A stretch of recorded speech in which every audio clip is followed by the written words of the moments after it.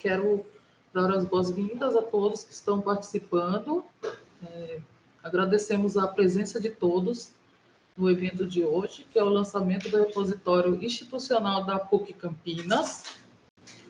Então, pedimos a gentileza de que todos mantenham os microfones no mudo e as câmeras também. E qualquer coisa, perguntas, comentários, podem ficar à vontade e deixar no chat. Nós vamos ficar bem atentos a tudo que vocês colocarem no chat. Tudo bem? Então, quem precisar de certificado, eu vou dar um link que vocês podem preencher, que nós enviaremos em breve. Após esse evento, passando alguns dias, a gente envia o certificado para vocês. Tudo bem? Somente aqueles que necessitarem. Então, agora eu passo a palavra ao Sérgio Caldas, que é o coordenador do Sistema de Bibliotecas e Informação da PUC Campinas, que fará a primeira apresentação. Sérgio, você a palavra. Olá, boa tarde a todos. Sejam bem-vindos a esse evento. Eu sou o Sérgio, coordenador do Sistema de Bibliotecas da PUC Campinas, o SBI, Sistema de Bibliotecas e Informação da PUC Campinas. Para efeito de acessibilidade, vou fazer uma breve audiodescrição, estou utilizando óculos, vestindo uma camisa vermelha de tonalidade escura, possuo pele clara, estou sem barba, cabelo cor castanha e corte curto, tá? O cenário que compõe aqui é um quadro da América Latina, um quadro bem antigo, e na lateral um quadro da FEBAB, sobre as bibliotecas por um mundo melhor. Estou muito feliz por evento, pela participação de todos, pelo aceite da professora Bianca, do professor César, da professora Cíntia que estão aqui. O lançamento é um momento oportuno e academicamente vantajoso para nós, para a IES, na medida que vai permitir reunir, preservar e divulgar todo o acervo da IES, permitindo o aprimoramento acadêmico e contribuindo com a construção da imagem tanto interna como externa da instituição. Ou seja, para a gente é um marco hoje, Essa ferramenta ela já estava rodando, mas agora a gente está fazendo o lançamento porque a gente migrou, a gente tinha um TED que agregava uma parte e o repositório, os TCCs. Então, agora a gente fez a migração e a ferramenta agora funciona na íntegra. Gostaria de agradecer, fazer alguns agradecimentos ao professor, ao reitor, professor reitor magnífico, reitor da universidade, professor Germano, por acreditar e apoiar esse projeto, Desde o início que a gente apresentou para ele, ele entendeu a necessidade, E nos apoiou com a viabilidade do projeto. Também agradecer a Prograde, Pró-Reitoria de Graduação da Universidade. Aqui estará representada a professora Cíntia, a nova reitora, a nova pró-reitora de graduação, que gentilmente aceitou falar um pouquinho com a gente. É muito importante para a gente essa fala, esse alinhamento. Prograde foi um departamento que trabalhou bastante no desenvolvimento, nas definições e diretrizes. Também agradecer a Propesc, não muito diferente, trabalhou com a gente desde o início, ali representada pela professora Alessandra, nas definições e algumas ideias também da formatação do material. Também agradecer a equipe que desenvolveu toda a ferramenta, a plataforma, a customização, e ao Juliano, que é o bibliotecário, ele era do nosso time, agora ele está em outra universidade, mas eu devo agradecimentos a ele, em nome da PUC e do SBI, porque foi ele que iniciou a proposta com a gente, ele que desenhou e formatou baseado numa experiência que ele já tinha vivenciado. Agradecer à bibliotecária Jéssica pela continuidade do projeto e a implementação da ferramenta, fazer acontecer nesse momento, juntamente com o Gabriel, que é um funcionário que deu um apoio técnico gigantesco, né? É o nosso funcionário aqui. Então, gostaria de agradecer porque eles fizeram acontecer esse momento. A Miriam e a Miriam bibliotecária, a Isa secretária do SBI, pela organização do evento, né? E todo o apoio para o momento. Toda a equipe do SBI que indiretamente contribuíram nas discussões, nas conversas, nas reuniões e ideias. Todos estão envolvidos, né? Também não pode ficar de fora o NTIC. Em algum momento eles precisaram buscar recursos e gentilmente eles foram lá, mesmo com várias dificuldades, né, de ampliar servidor, espaço. Eles nos apoiaram para que esse modelo do repositório atual pudesse acontecer, né, na direção da MEG, que é responsável pelo Departamento de Tecnologia da PUC Campinas. E agradeço à professora Bianca por gentilmente ter aceitado. Olá, a professora Bianca, né, doutora Bianca, do IBIT, por aceitar falar conosco nesse marco para a PUC Campinas. A gente ficou imensamente honrado com o aceite, né, pela contribuição da área, toda a representatividade em relação ao repositório na área da ciência da informação. Então, para a gente é uma riqueza tê-la aqui, professora Bianca. Também agradeço ao professor César, que é ex-diretor do curso de biblioteconomia, né, até recentemente. Agora ele é atual, continua como professor e vinculado à instituição em vários projetos. É um grande parceiro do SBI, do Sistema de Bibliotecas, a gente sempre em contato, sempre nos assessorando e dando ricas orientações sobre a condução do SBI. Então, obrigado por aceitar a mediação da palestra. E aí eu vou fazer uma breve apresentação do professor César, né? E passar a palavra para ele, para que ele siga com a professora palestrante. Então, o professor César, ele deixou a direção do curso recentemente, né? E acho que ele já tinha 8 anos e tem uma política interna. Representou muito bem a categoria nesse período, é defensor da área da biblioteconomia e ciência da informação. Atualmente, ele continua como professor,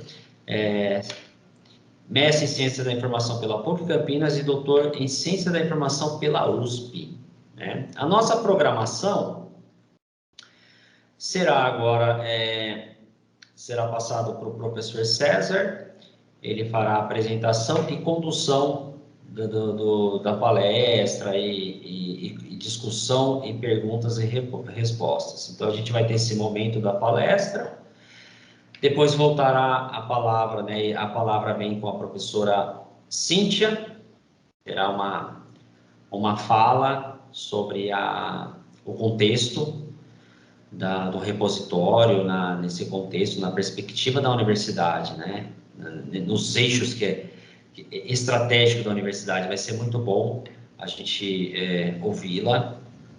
E depois farei uma apresentação do repositório, ok? Então, essa é a programação da tarde de hoje. Professor César, fiquem à vontade, fique à vontade. A palavra está com você. Muito bem à vontade, tá? Então, para seguir aí com a professora Bianca. Bom, obrigado, Sérgio. Boa tarde a todos que nos acompanham e que posteriormente também terão acesso ao conteúdo. É um motivo de muita alegria, né, como bem disse o Sérgio. Agradeço pelas palavras, Sérgio.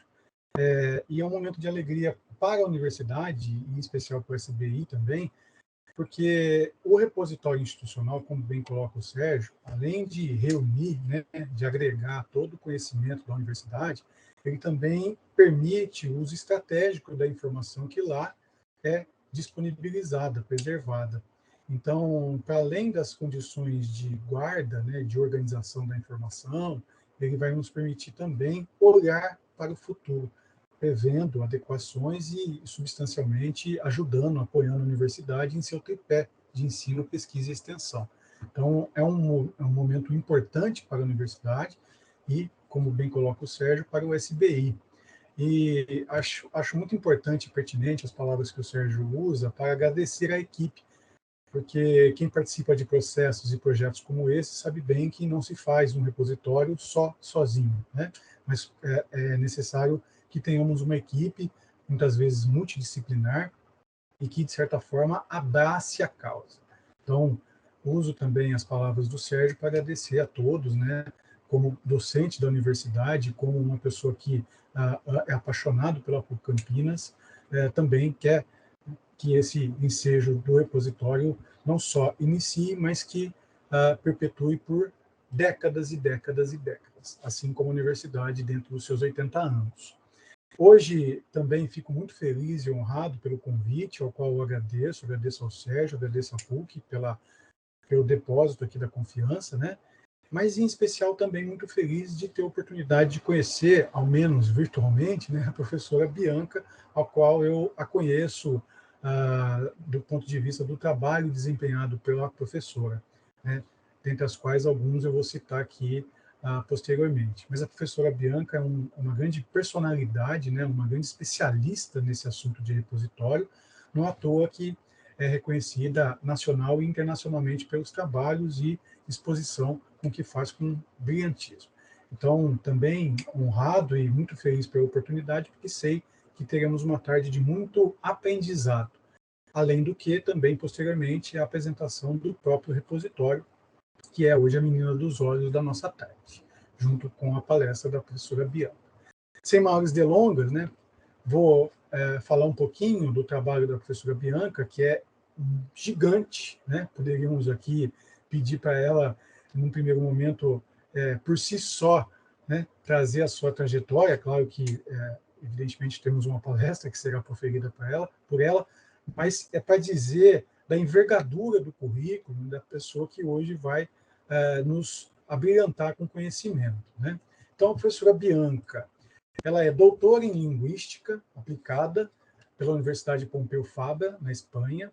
Ela é graduada em Biblioteconomia, também graduada em Direito e também graduada em Letras.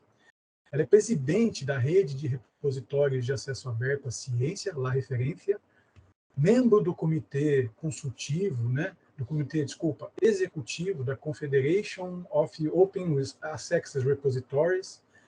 Ela é co-presidente, né, da Aliança de Dados de Pesquisa, a RDA Brasil, coordenadora do Centro Brasileiro do Sistema Regional de Informação em Acesso para Revistas Científicas da América Latina, no Caribe, Espanha e Portugal, também reconhecido, né, como Latindex, coordenadora do Programa Brasileiro de Ciência Aberta do Instituto Brasileiro de Informação em Ciência e Tecnologia, o IBIT, e, para além dessas considerações, ela também é coordenadora geral de pesquisa e manutenção de produtos consolidados, onde coordena os seguintes sistemas e projetos. Então, Portal de Publicações Científicas em Acesso Aberto, Biblioteca Brasileira de Teses e Dissertações, a famosa BBTD, Diretório de Política de Acesso Aberto para Revistas Científicas Brasileiras, o Diadorim, e também é vinculada, né, a diversos projetos,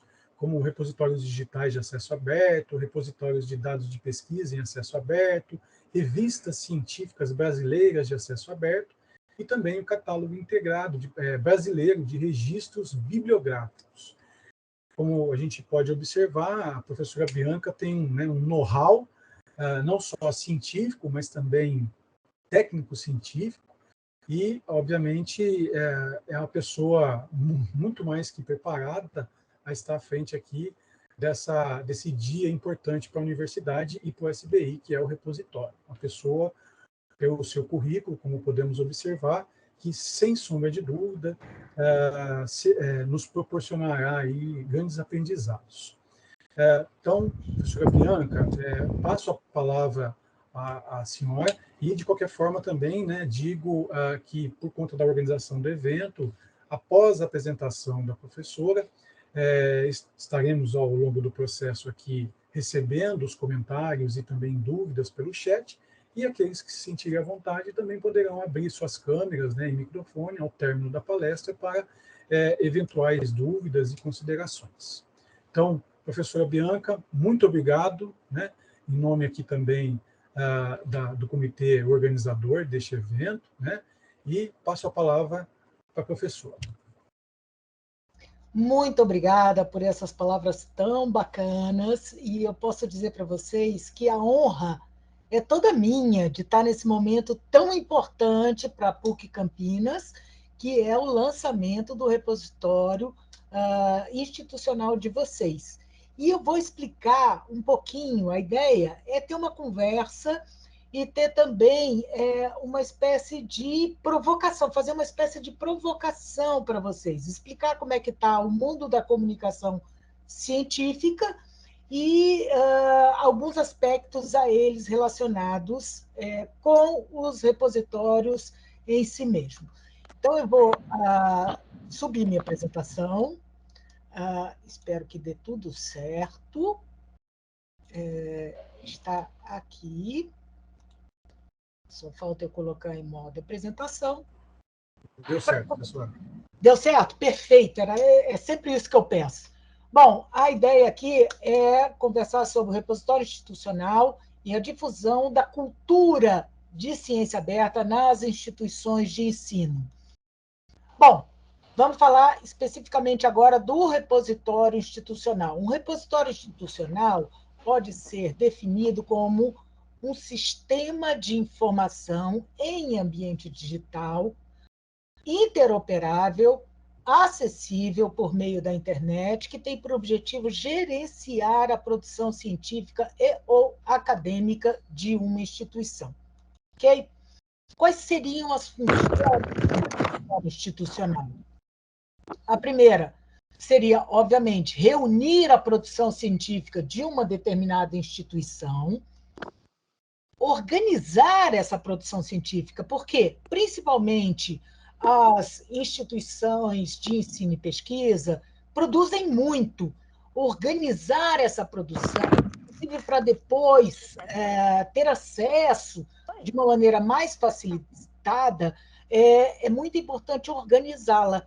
E o instrumento mais adequado para que se possa fazer isso é, sem dúvida nenhuma, um repositório institucional. Ele, obviamente, dá acesso a qualquer pessoa a essa produção científica institucional. E hoje em dia nós sabemos que não somente os pesquisadores, mas também grande parte da população se aproximou da ciência. Isso talvez tenha tido como base o problema da pandemia. Mas isso é muito bom, aproximar as pessoas que não são especificamente dessa área para conhecerem a produção de cada instituição no nível das suas pesquisas científicas. Tá? Promover a visibilidade. Um repositório institucional, eu diria que talvez esse seja um dos pontos mais interessantes que a gente tenha aqui para mostrar para vocês, é essa promoção da visibilidade. É uma promoção não somente dos pesquisadores de uma determinada instituição, mas sim da instituição como um todo. Mas isso eu vou reforçar logo ali na frente para vocês. E preservar essa produção. Vocês talvez não estejam pensando, e vocês não são diferentes de ninguém. Hoje em dia, a nossa produção ela se faz toda digitalmente. Aí eu fico perguntando, os pesquisadores de 50 anos para frente, como é que eles terão acesso a essa produção? Porque o meio digital ele é muito importante, mas, ao mesmo tempo, ele é muito frágil. E nós temos que garantir a preservação de toda a produção científica, porque todos nós sabemos que uma pesquisa se inicia com uma revisão do que já foi feito antes, no passado, naquela determinada área, sobre aquele determinado aspecto. Então, pensar numa preservação dessa produção é essencial, não somente para a instituição, mas para a ciência brasileira como um todo. ok? Quais são as vantagens de um repositório institucional? Como eu disse, organizam essa produção científica, ok? Aumentam a visibilidade em nível nacional, porque todo o Brasil vai poder ter condições a acessá-la, e internacional da universidade e de seus pesquisadores. Eu estou colocando aqui em relevo a universidade, porque muitas vezes os pesquisadores se tornam muito conhecidos, principalmente internacionalmente, mas nunca se vincula muito o pesquisador à sua universidade. E é muito importante que a universidade esteja tão visível quanto os seus pesquisadores.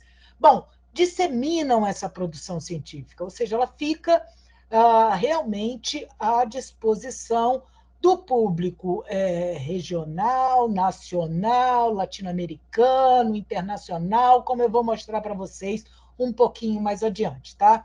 Facilita o acesso aos documentos, aquilo que eu falei para vocês hoje. Alguma coisa que esteja sendo pesquisada hoje e que esteja documentado, poderá ser acessado por outros pesquisadores, sejam da própria PUC Campinas, como de qualquer parte do Brasil. Tá? Armazenam e preservam digitalmente e possibilitam a gestão interna da produção.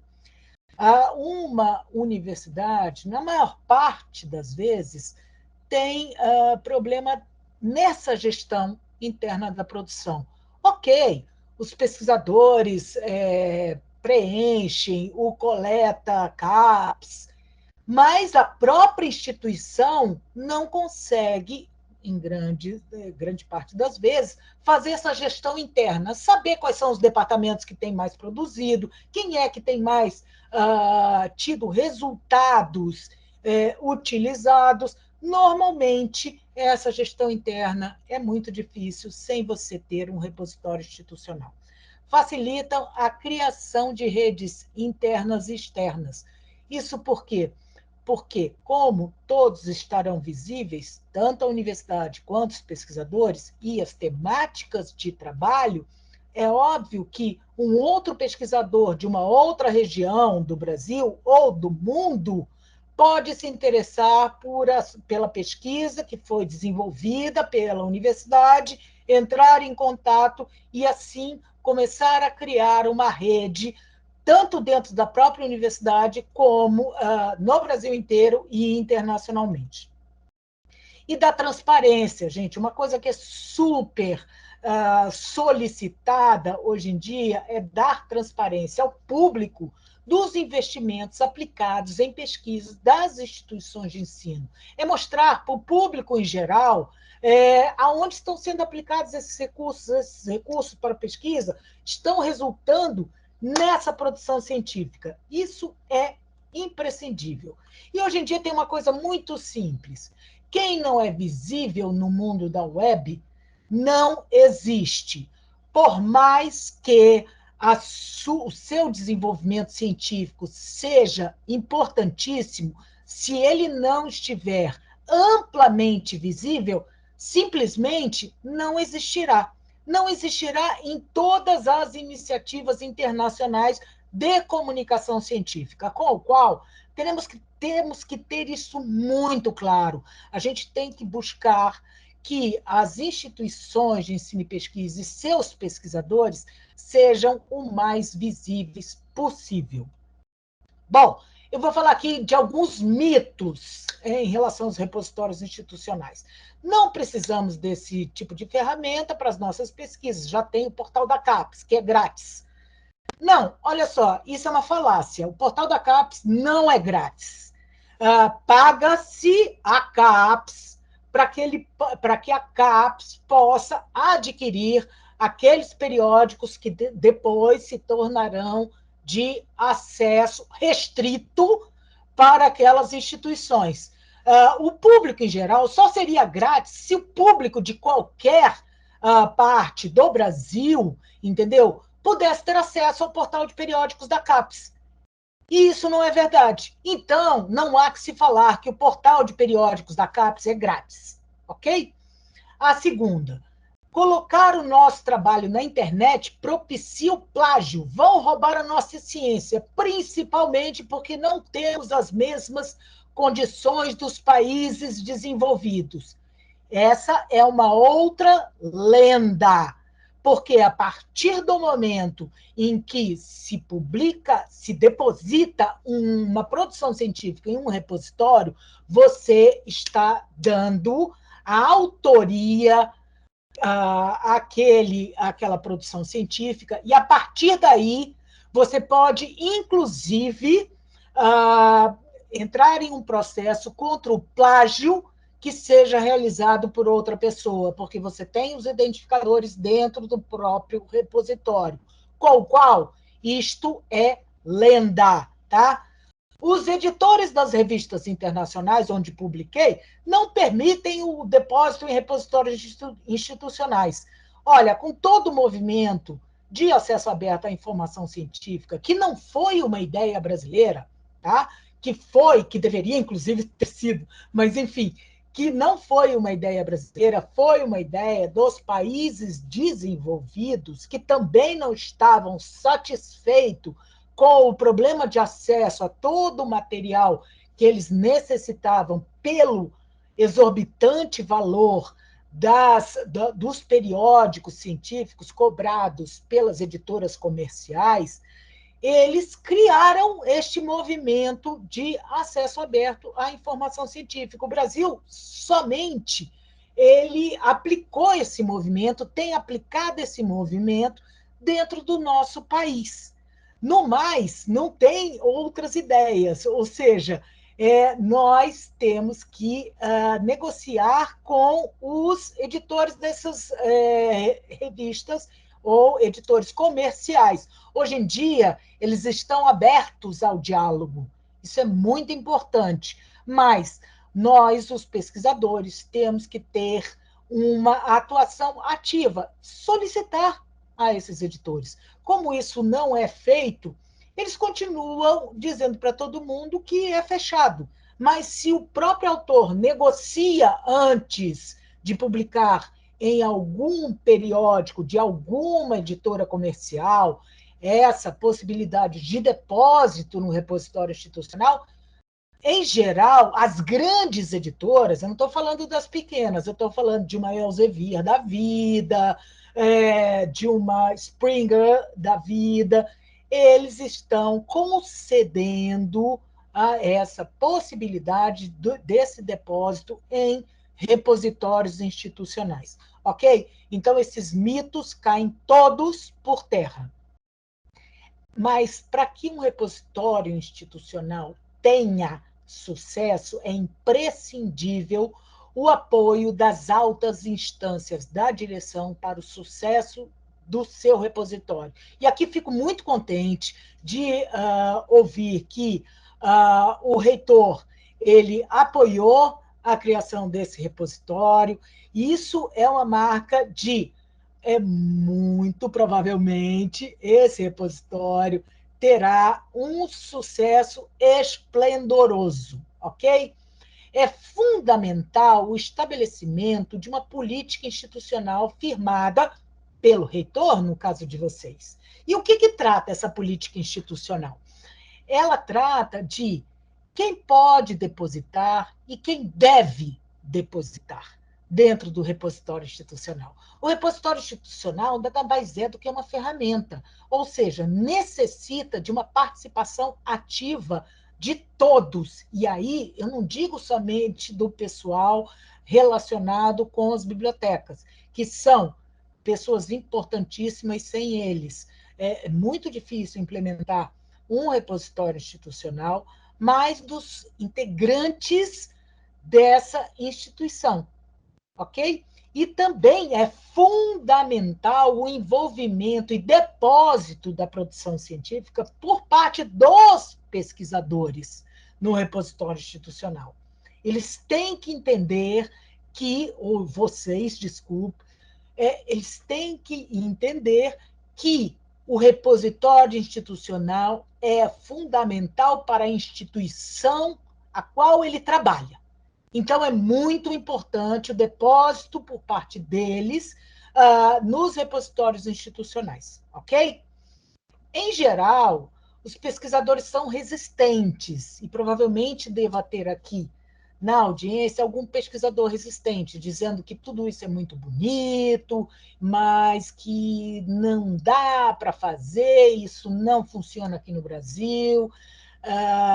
E muitas das explicações sejam compreendidas por alguns fatos, e a gente pode também deixar cair por terra algumas, como é que eu diria, algumas respostas que os pesquisadores dão a essa ideia de que eles devem depositar no repositório institucional. A primeira delas é o seguinte: eu não preciso me preocupar com o acesso aos artigos. O que vocês estão vendo aqui é uma estatística que saiu há semanas atrás do Sci-Hub. E todos conhecemos o Sci-Hub. E sabe qual é o país que está em quarto lugar? É o Brasil, com 40.278.282 downloads do Brasil. Ok? Por isso, todo mundo diz que não tem problema de acesso aos artigos que precisa, porque utilizam o Sci-Hub. Mas, bora lá, gente, é ilegal, tá? Ainda que isso seja uma coisa muito bacana, é ilegal fazer download por intermédio do Sci-Hub. É muito melhor que nós possamos alcançar um nível de acesso aberto a esses artigos do que ficar fazendo práticas ilegais, ok? Uma outra questão é o seguinte: os pesquisadores alegam falta de tempo para depositar sua produção, porque eles já têm muita coisa para fazer. Muito interessante essa alegação. Por quê?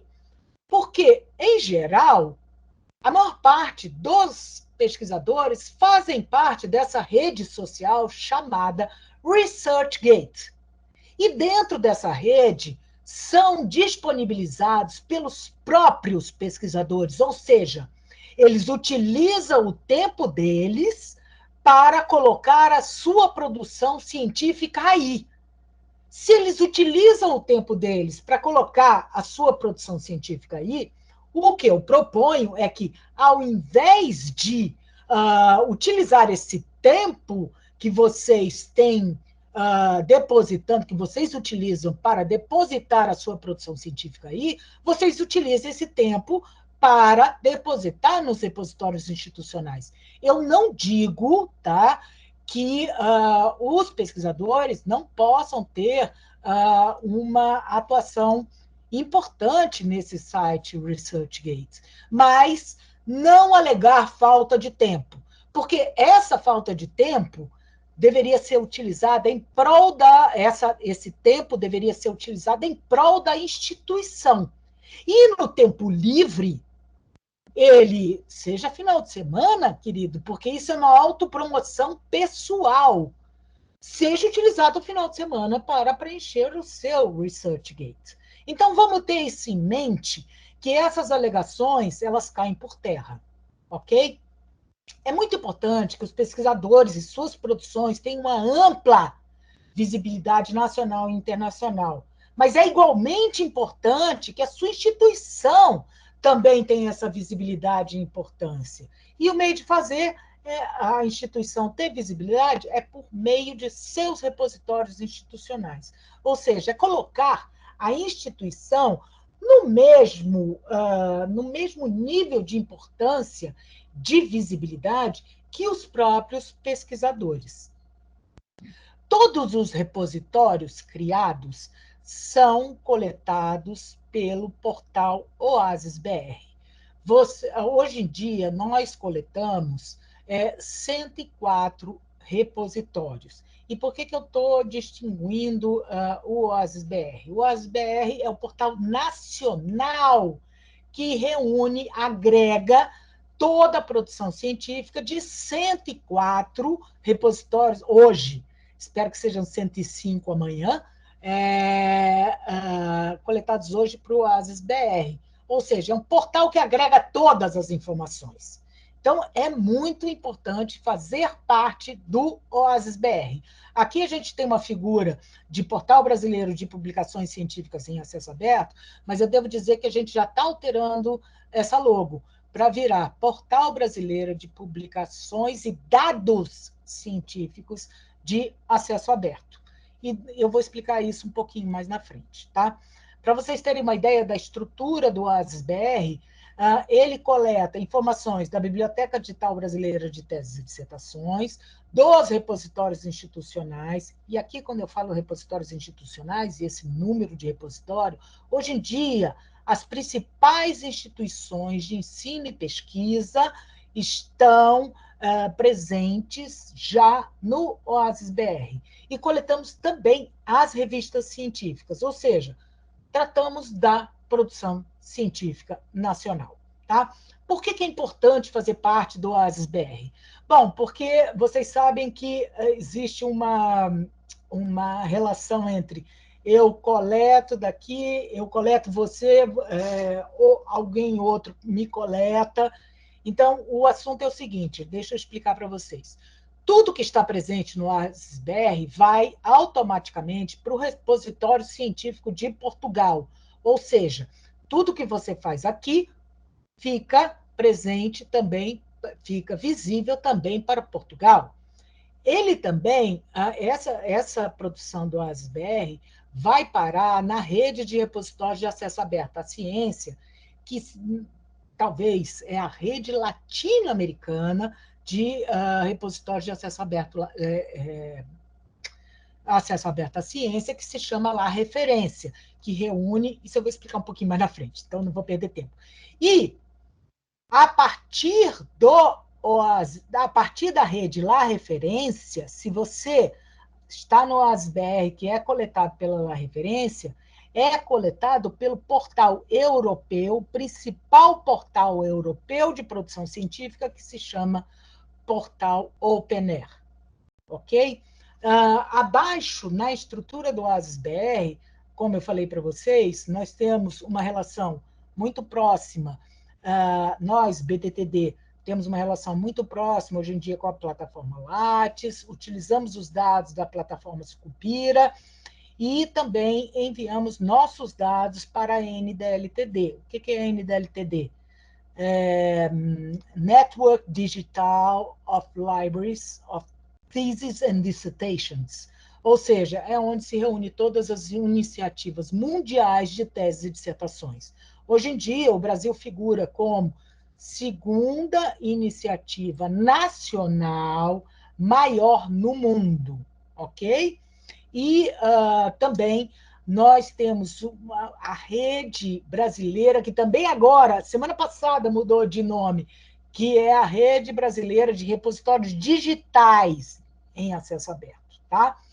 E também, né, em relação às revistas científicas, eles passam a utilizar toda a infraestrutura do projeto Driver europeu também. Então, isso tudo é para vocês verem que, ao depositar no repositório de vocês, vocês vão parar no repositório nacional, que vai parar no repositório de Portugal, vai parar no repositório latino-americano, e a sua produção vai parar no repositório europeu, ou seja, a sua visibilidade vai passando por todas essas instâncias. Falando especificamente da La Referência, hoje em dia, La Referência é composto por 12 países. E no site da La Referência, você pode ter acesso a mais de 3.200.000 documentos, tá? Onde 1.300.000 são documentos do Brasil. A gente sabe que é muito mais fácil ter uma relação com nossos irmãos latinos do que com os países mais desenvolvidos. Ou seja, a gente pode realizar, lógico que a gente pode realizar pesquisa em conjunto com o mundo inteiro, mas a gente tem mais facilidade de integração com os países latino-americanos. E formar parte da La Referência, seu documento está lá na La Referência, amplia a tua visibilidade para todos os países da América Latina. Para vocês terem uma ideia dos países, que formam parte, são esses daqui, onde o Brasil figura como o primeiro, até Espanha se interessou em formar parte dessa rede que, em teoria, é latino-americana. Ok? Vamos lá. Para não esquecer, o mundo das instituições de ensino científicas está organizando a sua produção em repositórios institucionais. Eu ressalto aqui o mundo, não somos só nós no Brasil, tá? Então, o que a gente tem que fazer? Integrar iniciativas, a gente se integrar em iniciativas internacionais, mostrar ao mundo a sua pesquisa, a pesquisa realizada em sua instituição, obter visibilidade, obter reconhecimento. A gente sabe que a gente trabalha com reconhecimento, evitar duplicação de pesquisas. Vamos lá, o Brasil não é o país que mais investe em pesquisa. Então, duplicar pesquisas é quase um crime. Desse jeito, por meio do ASBR, você pode saber se alguma instituição já desenvolveu aquele tópico que você gostaria de desenvolver, para não fazer uma duplicação de pesquisas. Tá? O mundo cada vez mais assume a cultura do compartilhamento. E aí eu digo o mundo como um todo. E eu utilizo sempre como exemplo o YouTube. Muitas pessoas sobem vídeos para o YouTube explicando como montar como ligar um novo aparelho de telefone. Isso eles fazem gratuitamente. Ou seja, vai desde o cidadão comum até os pesquisadores, que está todo mundo assumindo essa cultura do compartilhamento.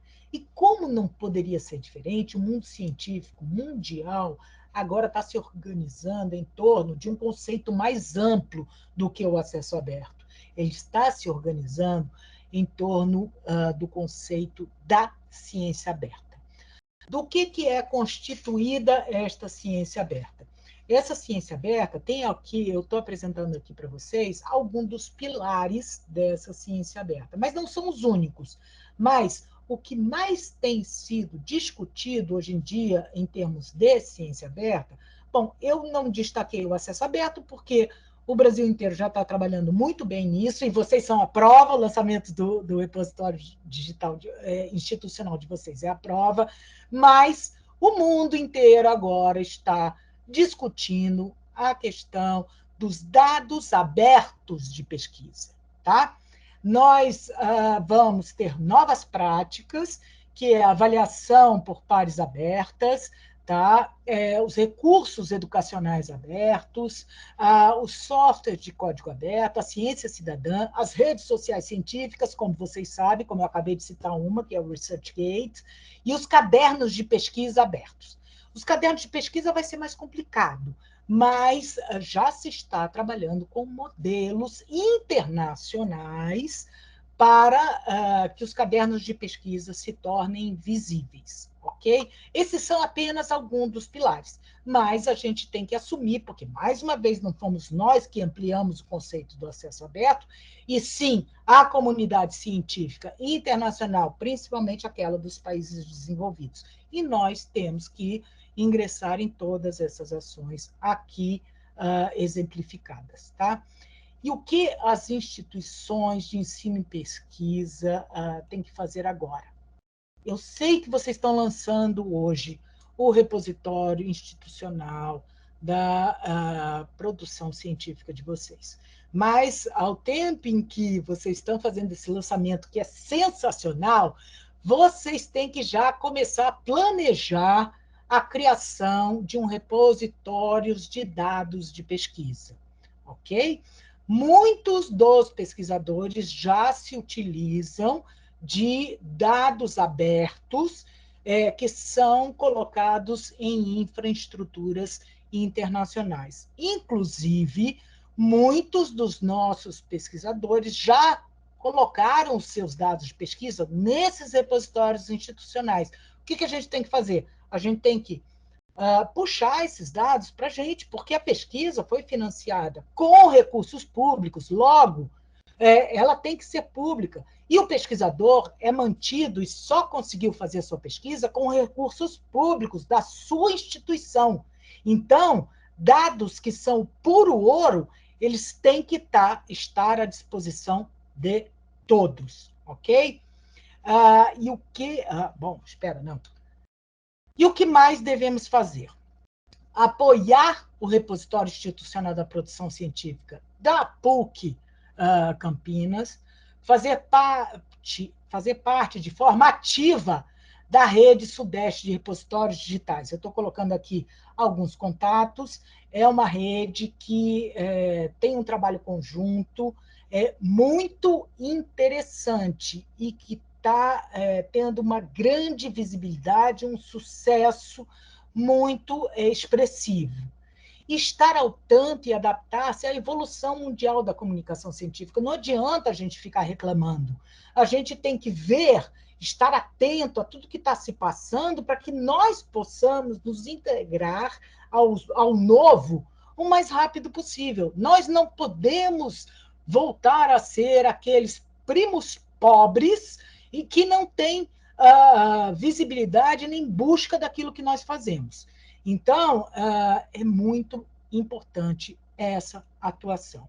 Mas hoje é o dia de celebrar a PUC Campinas, tá? O lançamento do seu repositório institucional significa uma importante ação para que a PUC Campinas, da PUC Campinas, em favor da ciência aberta e da visibilidade nacional e internacional, tanto de seus pesquisadores, como da própria instituição de ensino e pesquisa. Então, gente, eu só tenho a celebrar, a dizer para vocês que eu estou extremamente feliz e que nós temos que caminhar juntos, porque juntos, de fato, gente, não é frase de efeito, mas é real, de fato, somos mais fortes. E a ideia é colocar a ciência que se faz no Brasil o mais exposta possível, para que possam ver que a nossa ciência, a ciência que se faz em nosso país, é uma ciência de altíssima qualidade. Bom, era isso que eu queria falar para vocês.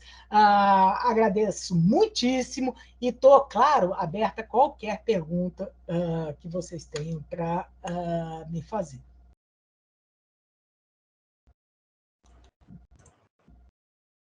Professora Bianca, muito obrigado pela aula, né?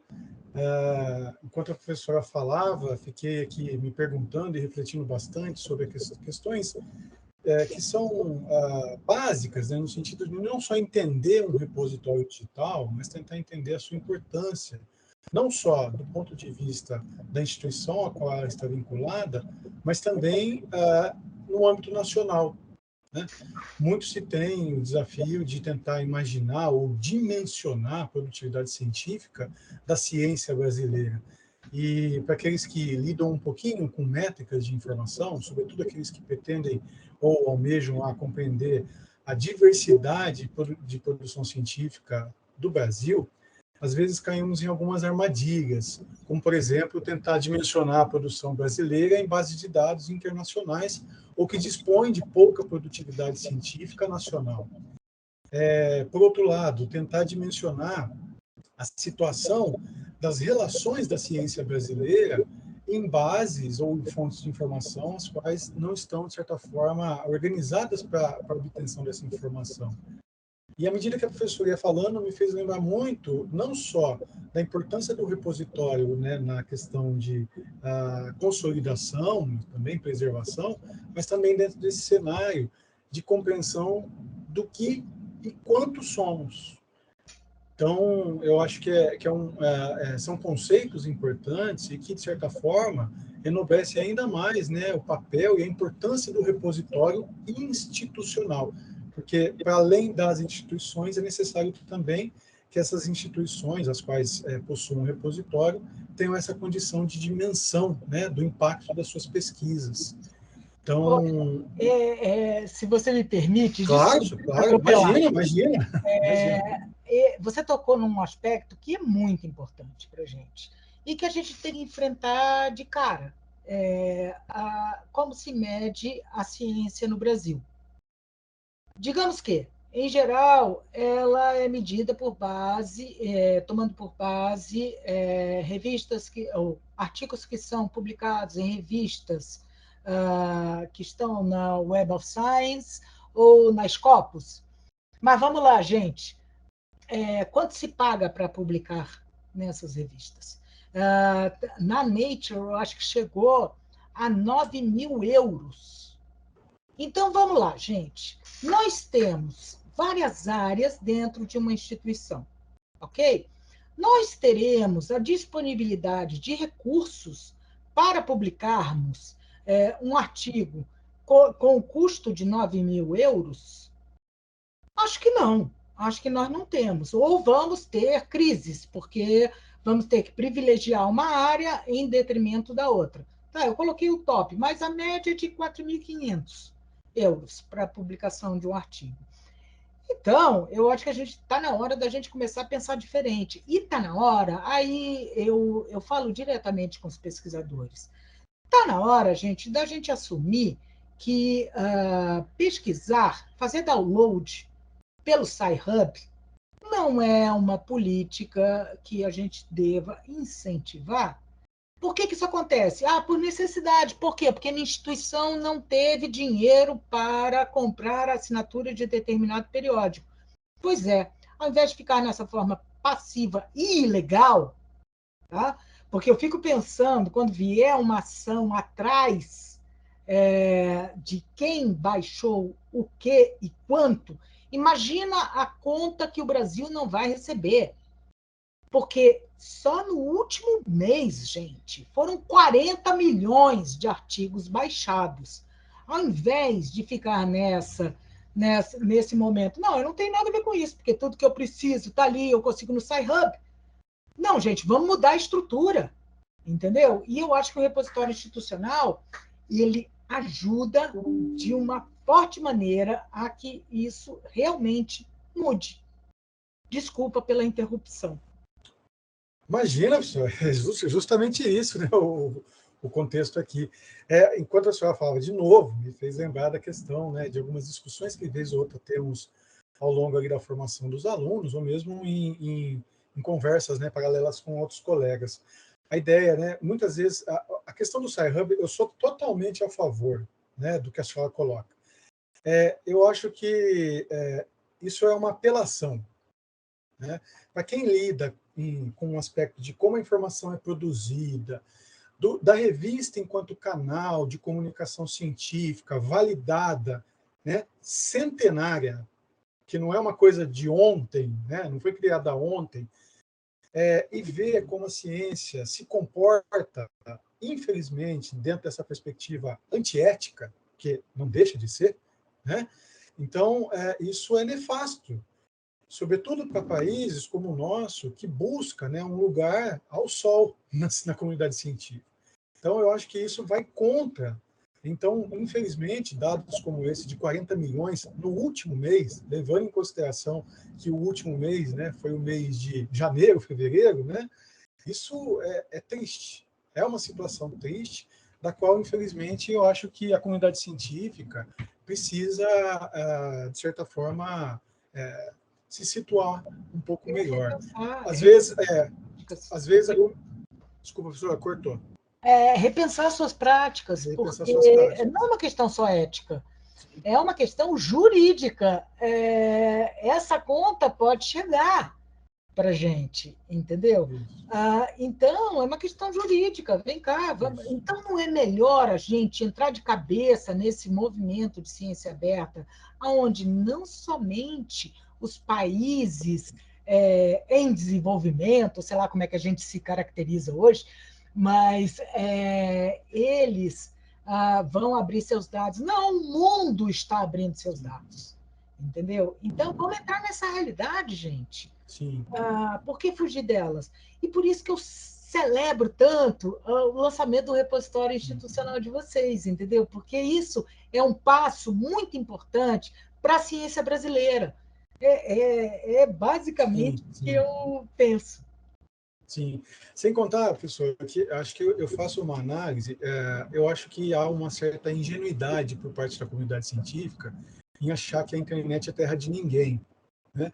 E o que vai ao encontro dessas questões jurídicas, a qual, inclusive, no campo do direito, né, tem-se muito discutido a questão do direito autoral, e que, né, sobremaneira, vai chegar para essas questões cada vez mais fortes, mais contundentes, por conta de processos.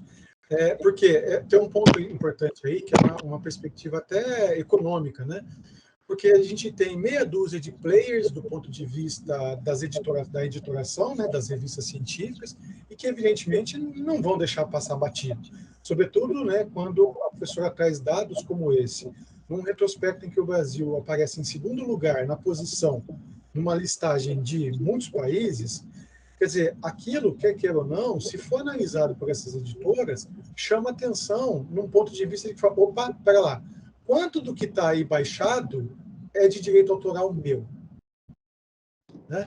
É exatamente isso. Agora, calma. Nós estamos na quarta, tá? Nós não estamos na segunda. Nós estamos na quarta posição. Quarta posição. Mas o que é alarmante, dá dos 40 milhões. Né? É lógico, ou seja, e a questão de direito autoral, inclusive, é a minha área de pesquisa. E eu posso dizer para vocês que isso tudo está relacionado com direito patrimonial. Você, como autor, você cede o que não deveria ceder, ou dá uma licença para a editora para publicar. E quem são, em geral, essas editoras? São esses, como você mesmo falou, são esses poucos grandes players da comunicação científica. Você acha que se essa conta chegar para eles, você acha que eles não vão distribuir a quem de direito? E que, claro, está chamando atenção. Como assim? O Brasil, gente. O Brasil é o quarto. Isso é uma loucura pensar nisso juridicamente. Uma temeridade, entendeu? Mas, enfim, a gente tem que construir pouco a pouco. Ok, não dá para fazer tudo de uma vez.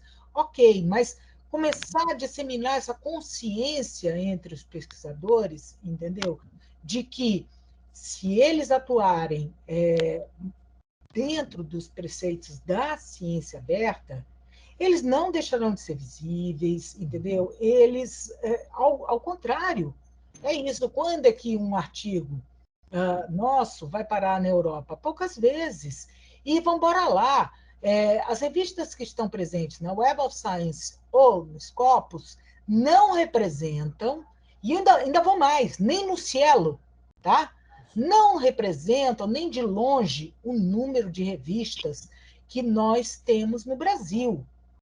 Então, nós temos que pensar, e para isso, nós estamos criando, nós no IBICT, estamos criando um diretório de revistas científicas brasileiras, para que a gente possa ter uma noção. Se eu não me equivoco, eu acho que o valor total chega perto de ou 3 ou 4 milhões, 4 mil títulos, não são milhões, não, desculpa. 4 mil títulos de revistas. Ou seja, a maior parte dessas revistas não estão no Cielo, não estão na Aeroscience, nem na Scopus. Então, utilizar esses instrumentos não é legal. Para isso, eu vou também informar para vocês, se vocês me permitem, se eu não estiver passando muito do tempo. Não está não, senhor. Informar para vocês que o IBICT, existe a iniciativa OGP, que se chama Open Government Partnership. É a iniciativa que no Brasil foi nomeada de governo aberto, iniciativa de governo aberto, algo assim, agora me escapa a memória. E aí que tem vários compromissos, né? E o IBICT apresentou, e é coordenado pela CGU. O IBICT apresentou o compromisso de formar uma discussão a respeito das avaliações dos pesquisadores e das instituições para que a gente possa propor um modelo que contemple as atividades da ciência aberta, porque a gente tem que mudar. Ou seja, a CAPES não pode continuar com essa forma. Inclusive, a CAPES está fazendo parte, tá? Desse contexto. A CAPES, o Cielo, a ABEC. Professor Bianca, acho que deu uma cortada ou uma congelada na imagem. Não sei se só para mim.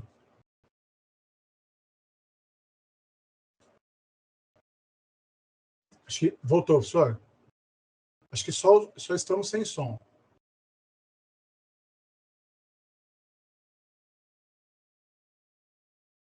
Não voltou ainda. Eu lhe vejo, mas não ouço.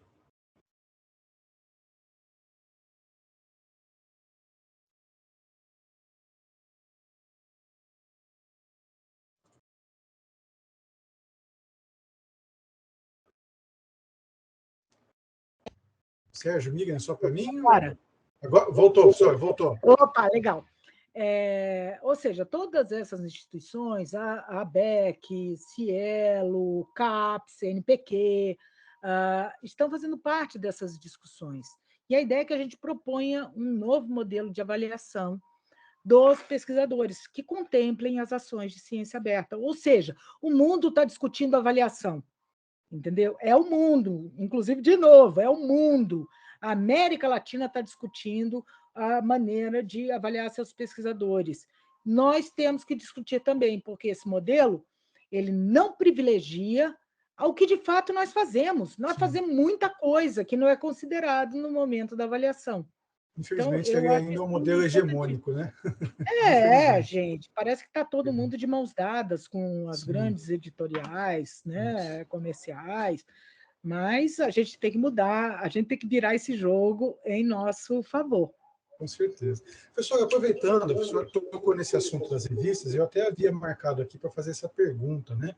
Mas de uma maneira específica. A professora comentou que tem já procurado se relacionar aí por conta do projeto com as revistas científicas brasileiras. A quantas anda? Há algum entrave por parte dos editores dessas revistas e sua permanência nos repositórios ou não? A pessoa tem sentido? Não, olha, não, em geral, quando isso tudo tem que ser negociado, tá? Em geral, o que anda acontecendo é o seguinte: consulta-se. Bom, para começar, se for revista brasileira, a chance de negociação é muito maior. Revista brasileira paga, tá? Porque a maior parte das revistas brasileiras são de acesso aberto. Mas negocia-se, e aí pode-se propor uma coisa que o repositório permite, um tempo de embargo. Nem que seja negociar legal. Um tempo de embargo, ou seja, onde aquele artigo não estará acessível. Mas até esse tempo de embargo, ele é negociável. Você pode negociar com a editora, porque tem editoras que dizem, não, 2 anos. Que 2 anos, menino? 2 anos essa pesquisa já ficou velha por demais, entendeu? Então, a gente tem que ter acesso antes. Então, é muito importante negociar com essas editoras. Por quê? Vocês têm... Gente, vocês são a mão de obra dessas revistas. Essas revistas só existem por conta do trabalho dos pesquisadores. Então, vocês têm todo o direito, como criadores e mantenedores dessas infraestruturas, de negociar. Vocês não são o patinho feio dessa negociação. Não, é muito claro. Ou seja, você não negocia, ok, não vou mais publicar na tua revista. Entendeu? Porque meu interesse maior é que esse conhecimento circule o mais amplamente possível. Tá? É só negociar. Tá? Mas muitas delas já topam. E aí, aquelas que não topam, vocês vejam se caberia uma recomendação de buscar não publicar naquela revista. Agora que eu falei de recomendação, teve uma coisa que eu não falei na minha palestra, que é muitíssimo importante, e que eu recomendo, vou utilizar essa palavra para tudo quanto é lado, que eu recomendo fortemente a que todos os pesquisadores e gestores leiam as recomendações da Unesco sobre ciência aberta. Essa recomendação foi aprovada em novembro agora, nós já temos o texto brasileiro delas dentro do site da Unesco, e eu posso dizer que 192 países assinaram essa recomendação, Brasil incluído. Então, querendo ou não, a gente vai ter que encontrar maneira de operacionalizar aquilo que está descrito nas recomendações da Unesco, tá? Isso é uma coisa muito clara. Então, mais uma vez, vou ficar parabenizando aqui o dia inteiro. Mais uma vez eu parabenizo, porque vocês estão dando um passo dentro dessas recomendações da Unesco. Nós que agradecemos, professora. Eu não sei se tem alguém dos participantes que quer fazer algum comentário, alguma pergunta, alguma colocação. Gente, pode fazer pergunta. Eu não mordo e nenhuma pergunta é boba, tá? Sim. Aquela história de professor, nenhuma pergunta é boba, porque não é mesmo, tá? E eu sou super de boa, gente. Alguém? Opa, Acho que teve uma mão levantada aqui, a deixa eu ver. Karina. A Karina? Deixa eu ver, é porque o meu está dando um pouquinho de delay aqui. É a Karina? É a Karina. Ah, Karina Cubas. Ô, Karina, tudo bem? Por favor, fica à vontade, a palavra é sua. Professora, boa tarde, professor. Não é Karina Cubas, é a Karina Charupá. Ah, é a charupa, é a charupa. Desculpa, Karina. Imagina. Professora, só uma dúvida a respeito do repositório.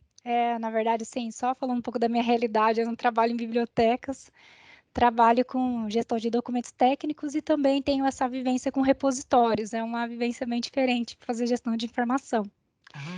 E aí eu queria perguntar para a senhora essa questão da lei, da proteção de dados, porque a gente vê que no repositório também fica exposto, né, os dados da pessoa que coloca as informações, né, tanto da revista ou quanto, né, das teses. Queria saber se a senhora pode discorrer um pouco disso, falar sobre essa questão, porque ainda é muito novo no Brasil, né?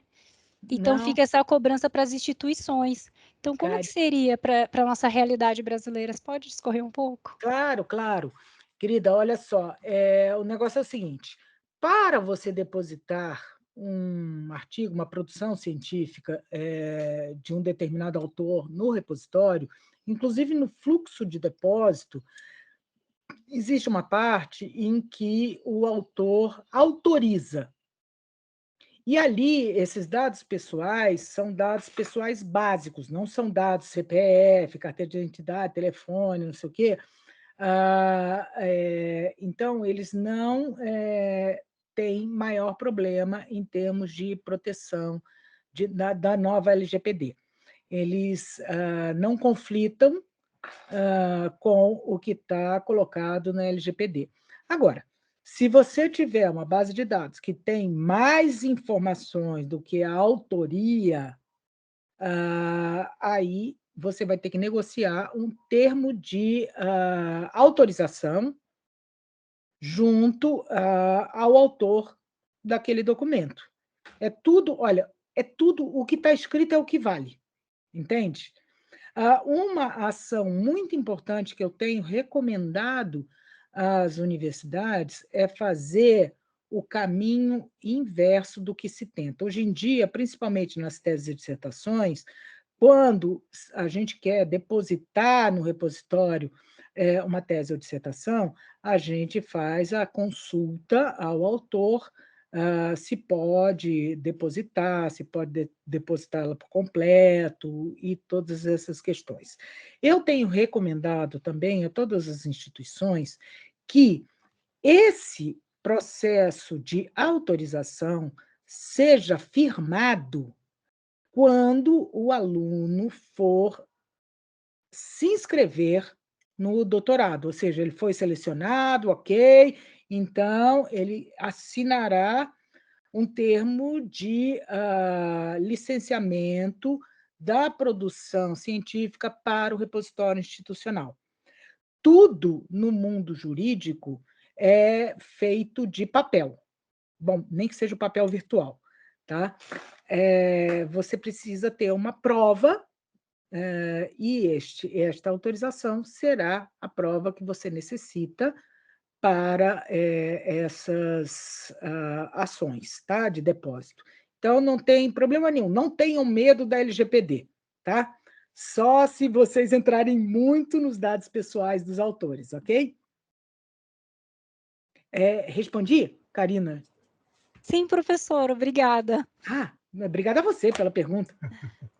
Obrigado, Karina. Obrigado, professora Bianca. Professora Bianca, tem outras duas perguntas aqui. Se a senhora me permite, eu farei aqui. Claro. A Eliane, primeiro tem, né, um comentário anterior aqui, da Keina, parabenizando a professora, né, dizendo que a professora abordou os principais pontos para o lançamento do repositório institucional. Puxa, muito obrigada. Depois aqui temos a pergunta da Eliane. O que a professora acha do grande número de revistas criadas nos últimos tempos? Necessárias mesmo? Pergunta para a CAPES, Eliane. Sabe por quê? Isso foi uma distorção que foi, como é que se diz, assinada pela CAPES. A partir do momento que a CAPES pontua melhor o programa de pós-graduação que tem uma revista, o que eu vou fazer? Eu vou criar uma revista. O que eu acho desse volume de revistas? Definitivamente que a gente não precisa de tantas revistas. Definitivamente, entendeu? Mas entendo as suas criações por causa dessa forma de avaliação que a CAPES tem dos programas de pós-graduação, entende? E se pontua ter uma revista, é óbvio que eu vou criar uma revista. Eu preciso desse ponto para o meu programa. Então, a coisa vai por aí. Não acho que precise, mas entendo perfeitamente a sua explosão de criação.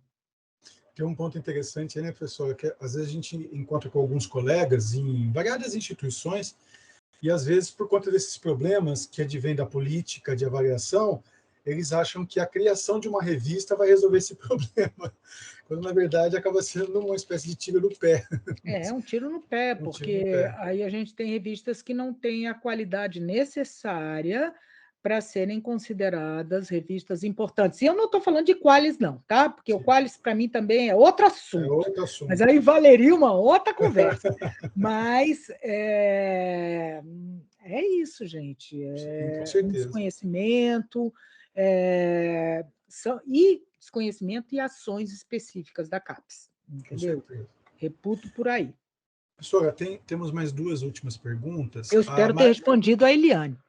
Eliane, qualquer coisa, diz que não era isso que eu queria. Eliane, pode escrever aí que eu estou acompanhando aqui também, tá bom? Bom, a Maria do Carmo faz uma pergunta. Na implantação do... Cortou aqui, peraí. Na implantação do repositório institucional, é necessário continuar separadamente com a BDTD ou não? Não necessariamente. Você pode passar a ingressar suas teses numa coleção que seja... Só preciso que tudo seja fatiado tal qual, tá? Não uma coleção que seja destinada a teses e dissertações. Por que eu estou falando isso? Pela forma de coleta que o ASBR e a BDTD fazem, tá? Não tem que estar assim, escondido aonde é que está a tese de dissertação, ou a dissertação. Deveria estar em um lugar específico de teses e dissertações, mas pode ser dentro do repositório. Você não precisa ter dois sistemas, você pode jogar tudo de teses e dissertações para dentro do repositório. Tá bom? Obrigada, Maria do Carmo. Agora, professora, temos uma pergunta do Tiago Silva. É obrigado o aluno do mestrado ou doutorado disponibilizar o trabalho de conclusão na íntegra na BDTD? Acho que pega um pouco da pergunta e do contexto anterior que a professora explanou. Olha, o TCC, se você está falando do TCC, não, porque a BDTD só recolhe teses e dissertações, ok? Mas se for para o repositório, digamos, da PUC Campinas, sim, se você for depositar, tem que ser o documento completo. Nós já saímos da fase de somente referências bibliográficas ou somente resumo, porque, no final das contas, depois como é que eu posso ter acesso a esse documento? Entende? A ideia é divulgar o documento como um todo, tá? Não somente parte deles. E só o único caso de exceção aí, que eu até recomendo não depositar, é alguma tese, normalmente é tese, tá, gente? É alguma tese que possa gerar patente, tá? Não depositem nem no repositório, tá? Esperem o licenciamento. A partir do momento em que é atribuído a patente, aí sim você pode depositar no repositório. Pode e deve, porque as patentes são assim o filé mignon, né, da área de inovação. Então, é importante que você deposite. Sim. Espero ter Professora, respondido. a Eliane respondeu que sim, né, e agradeceu demais lá pela resposta. E ela aproveitou já, pulando um pouquinho, ela até faz uma complementação, e se tiver apoio, né, financeiro das agências, é obrigatório ser na íntegra, né, ela coloca aqui no chat. Olha, a das agências também. Gente, é na íntegra. Bora lá. A ideia não é deixar o gostinho na boca, entendeu? A ideia é já vir o prato inteiro, para eu desfrutar do prato inteiro, e não somente o tirar gosto, entendeu? Daquilo que você faz na sua produção. É completo, Com ok? certeza. Professora, a Roberta Caetano, ela coloca excelente explanação e discussão sobre acesso aberto, os grandes players, exigências exageradas. Muito obrigado. Nossa, obrigada a você. O Tiago ele havia mencionado aqui, né, que ele estava falando das três dissertações, em especial da Unicap, lá em Pernambuco.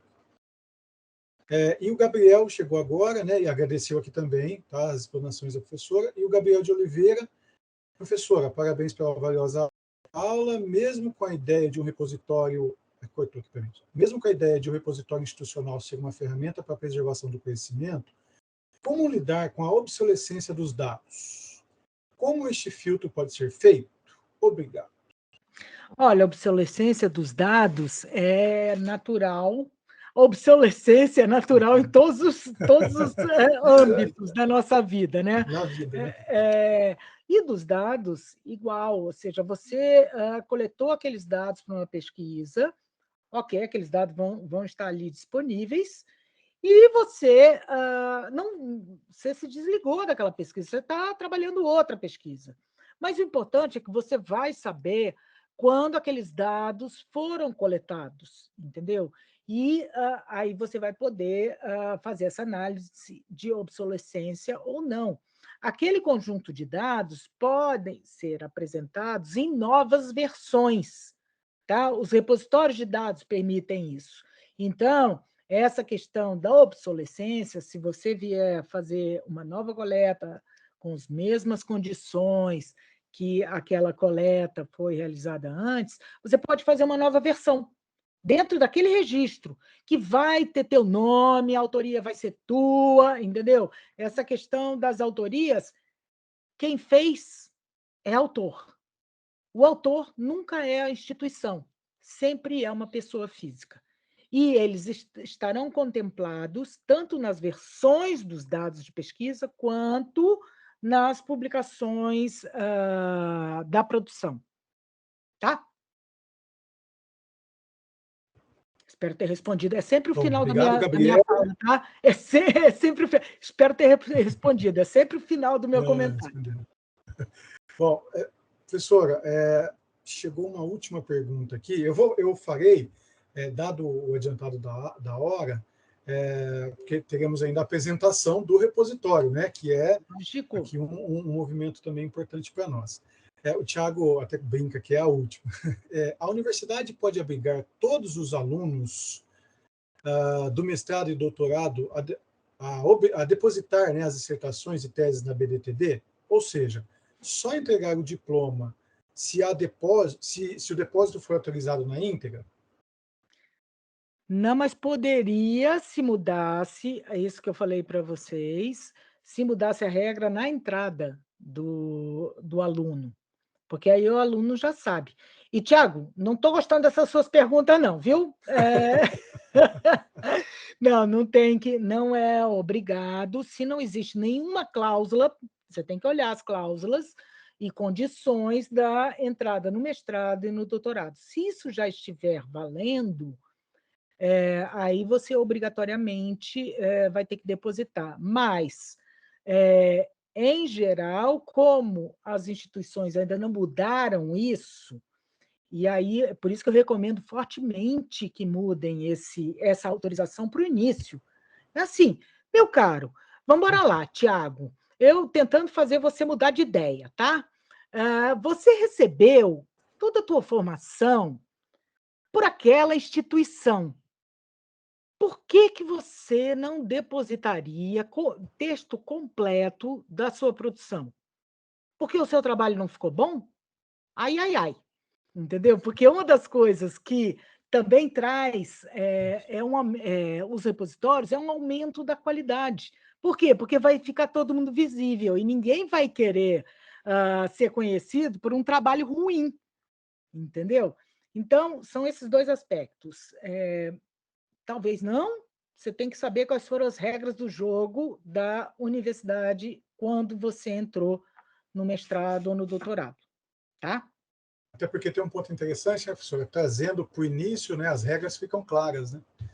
Exatamente, a regra fica clara, você não vai ter mais problema, entendeu? Colocando essa exceção, entendeu, dos artigos que podem virar patentes, entendeu? Sim. Você, inclusive, termina uma discussão com o povo, entendeu? Porque eu acho que é por aí. A Jéssica Carini, professora Bianca, que prazer te ouvir. Obrigada pela presteza e delicadeza que teve com o nosso time do SBI desde o nosso primeiro contato. Obrigada de coração. O Tiago aqui ele respondeu, né, novamente, dizendo ok, nós já temos um termo, mas o aluno só preenche no final do curso. E aí ele coloca que, eu pergunto porque tem alunos que vão publicar capítulos de trabalho, né, e só autorizam parcial e parcial a gente não publica. Bom, eu diria o seguinte, negocia com esse aluno de ficar embargado por questões de preservação da memória científica, tá? Esses capítulos que ele vai publicar ficam embargados, mas pelo menos eles terão possibilidade de serem preservados, ok? Sim. Bom, professora, chegou uma última pergunta aqui. Nós poderíamos ficar aqui a tarde inteira, né, porque é um assunto que, enfim, né, nos chama aos olhos. Ele é fundamental, porque ele não se restringe apenas à instituição em si, mas temos, de certa forma, aí também uma agenda a cumprir. O Antônio Carlos, então, pessoal, peço desculpas a todos, vou apenas ler a última pergunta do Antônio Carlos. Professora, maravilhosa sua aula. O repositório institucional de acesso aberto, de certa maneira, é um ato de resistência perante a destruição da ciência que passamos atualmente no país. E aí ele faz uma pergunta contundente, né, professor? Como continuar resistindo? Como continuar? Primeiro, concordo, total, é um ato revolucionário a gente atuar em prol da ciência aberta. Cada vez mais, a pergunta, a sua resposta, é cada vez mais disseminar essa ideia junto aos pesquisadores, tá?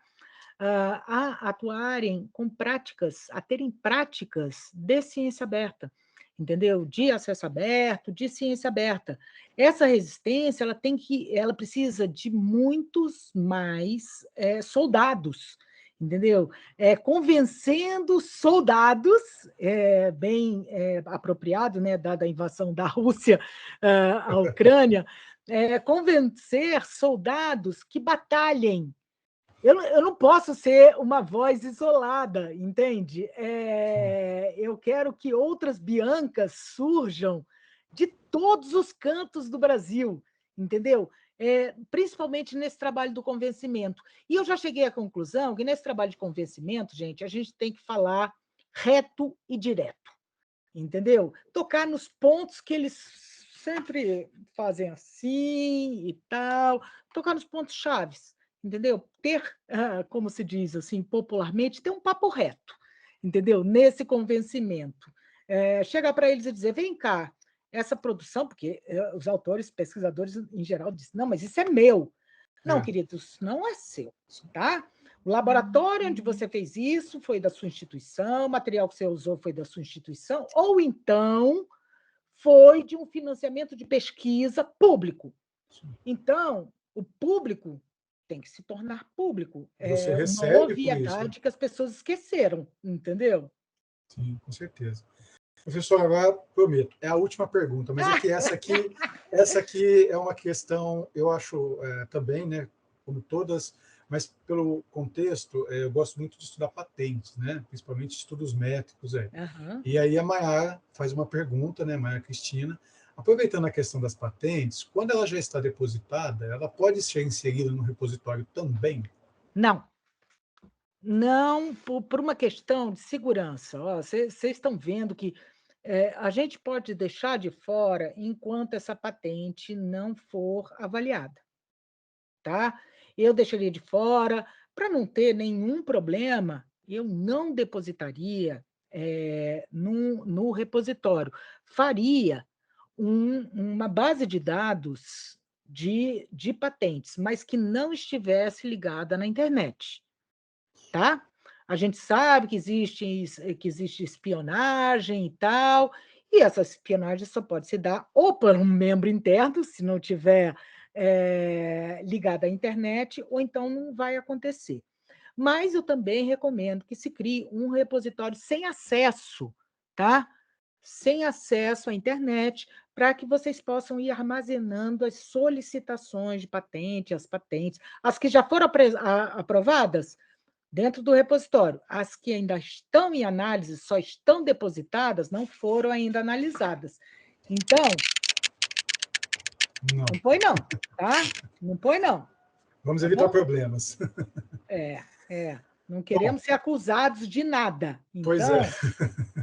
Fora do online. Bom, professora, como prometido, essa foi a nossa última colocação. Dizer a todos, né, muito obrigado pelas participações, a Maiara também está agradecendo aqui pela resposta, agradecer a todos pela presença, agradecer a todos aqui pelas considerações, né, dizer que o link para preenchimento do certificado que será emitido já se encontra no chat, então, aqueles que acharem pertinente, por favor, acessem o link e preencham as informações que serão encaminhadas para os respectivos contatos. Professora, mais uma vez, em nome da PUC Campinas, em nome do repositório, em nome do SBI, ao qual passaria a palavra aqui ao Sérgio Caldas, meu muito obrigado. Né? Já conheci o trabalho da professora, mas nunca tive a oportunidade de vê-la. Quem sabe um dia, se Deus quiser, tenhamos a oportunidade de tomar um café juntos. Com certeza. Para mim, olha, para mim foi, de fato, uma alegria, gente. Contem comigo para o que for necessário. A ideia é essa, porque juntos a gente é mais forte, tá? E não deixem de entrar na rede Sudeste de Repositório, que é uma rede muito ativa, tá bom? Pô, e obrigada pela oportunidade, gente, de falar aqui, foi muito legal. Foi muito bom para nós, professora. Muito obrigado. Aqui, enquanto a professora falava, muitos parabéns, né? Gostando muito do conteúdo que a professora trouxe. E o Tiago, dizendo que em breve estaremos lançando o nosso repositório lá na Unicap, em Pernambuco. Também já, aqui em nome da PUC, parabenizo também a Unicap. Que legal, Unicap. Dou maior força. Bacana. Bom, então é isso. Professora, mais uma vez, muito obrigado, um grande abraço, obrigado pelo aprendizado, pela disponibilidade de tempo e, obviamente, né, do conhecimento. Sérgio, obrigado mais uma vez pela oportunidade, obrigado a todos e passo a palavra para você. Um abraço. Tchau, tchau. Obrigado, professor César, obrigado, professora Bianca, pelas belíssimas falas, abordagens que a área requer, eu acho que é muito importante, né? Eu já tinha visto a professora em alguns eventos, em alguns congressos, sempre admirava. Então, quando a gente pensou no repositório, a gente mirou alto, falou, vamos chamar a professora Bianca, né? E a hora que veio a resposta foi uma alegria para todos aqui do departamento. A Jéssica, que está aqui, que mandou o e-mail, nossa, a gente ficou muito alegre. Então, a gente mirou bem alto e eu acho que, assim, não poderia ter falas melhores, né? Inclusive com a mediação do professor César, que tem um domínio muito grande nesta área de ciência, né? Representa também bastante. Nossa, Sérgio, olha só, de verdade, volto a dizer, foi para mim uma alegria muito grande ter essa oportunidade de conversar com vocês. Um dos meus trabalhos que são recorrentes essa questão de falar com as pessoas, entendeu? E eu posso ter aquele bando de título, entendeu? Aquele bando de ocupação, mas eu não sou uma pessoa inacessível, entendeu? Eu estou aqui, eu gosto de ajudar qualquer um, entendeu? Então, puxa, quem ficou honrada fui eu mesmo. E te agradeço muito pelo convite. Quero dar também meus parabéns para todo mundo que esteve envolvido na criação desse repositório, porque eu sei que não é tarefa fácil.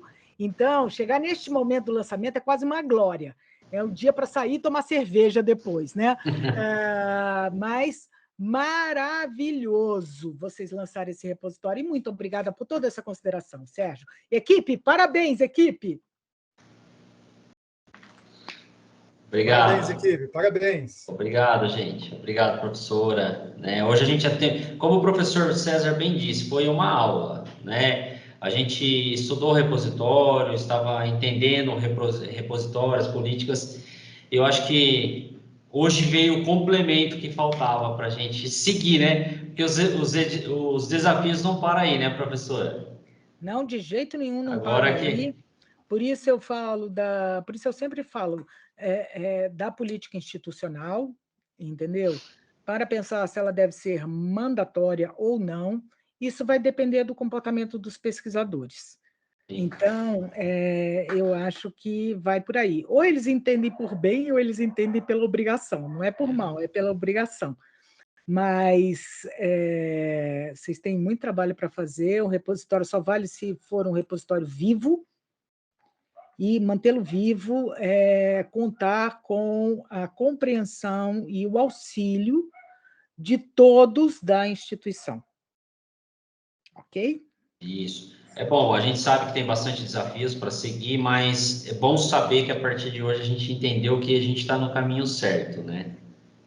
Então, sim, no caminho Obrigado. certo. Que continuem nesse caminho e que tenham longa vida para o repositório da PUC Campinas, tá? É todo o meu desejo. Obrigado, professora. De nada, sempre às ordens, tá, gente? Tá. Seguindo aqui, então, a gente teria agora uma breve fala da professora Cíntia, que é a pró-reitora, atual pró-reitora, mas ela teve um imprevisto, precisou dar uma saidinha, né? Compromissos de pró-reitorias, né? Não é muito fácil, gente.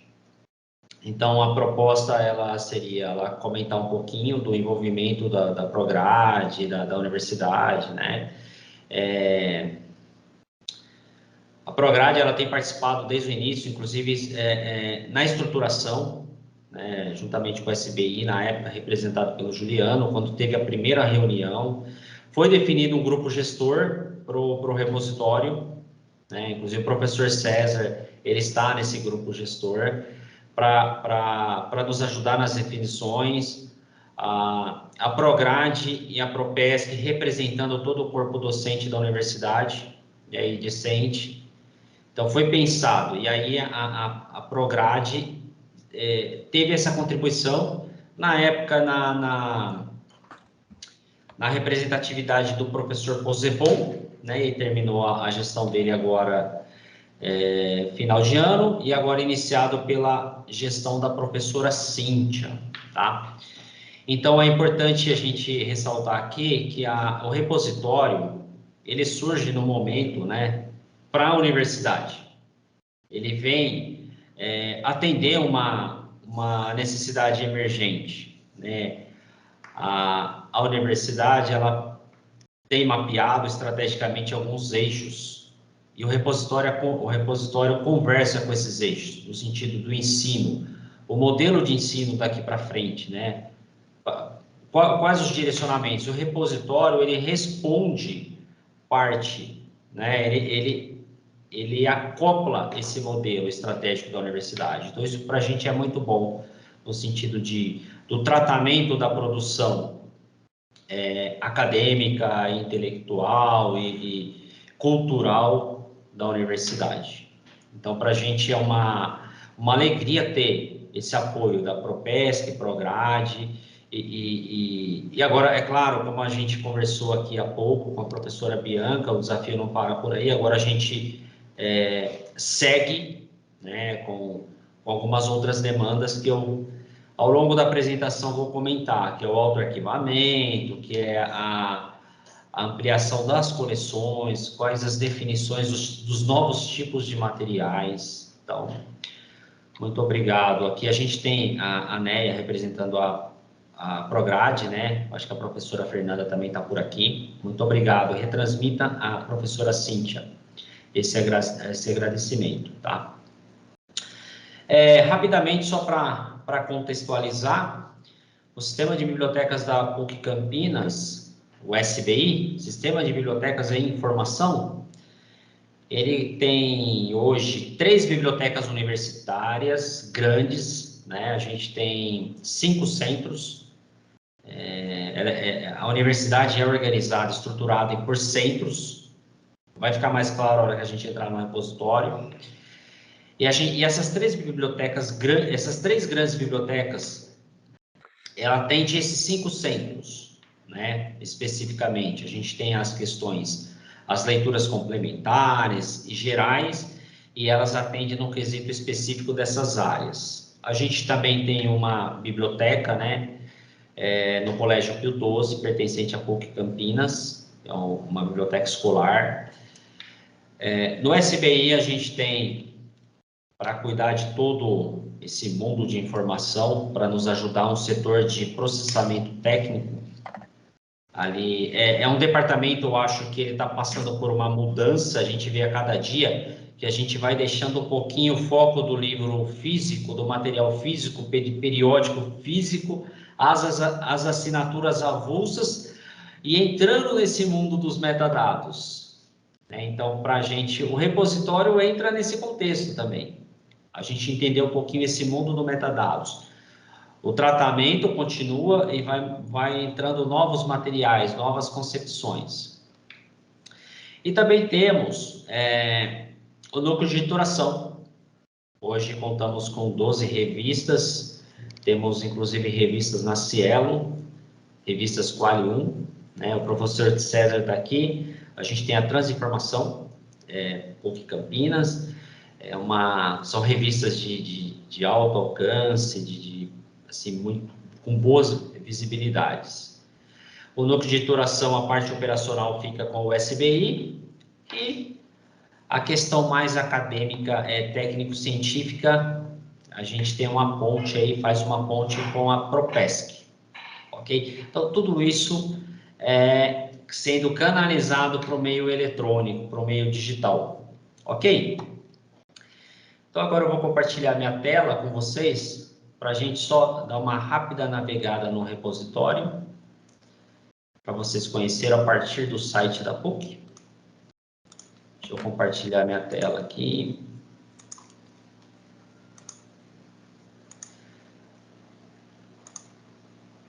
Ok, se alguém puder sinalizar.